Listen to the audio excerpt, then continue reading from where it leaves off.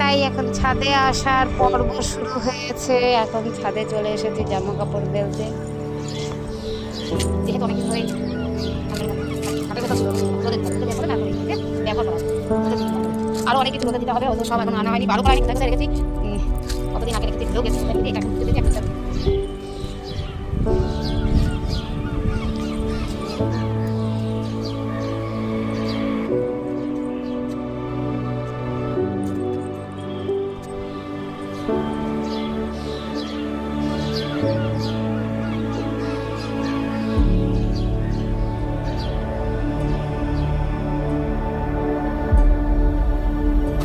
তারপরে কিছুক্ষণ রোদে থাকবো, আমার তো রোদে থাকতে খুবই ভালো লাগে।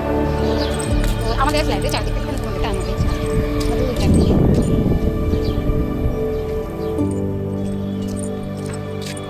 ওই ছাদটাও আছে।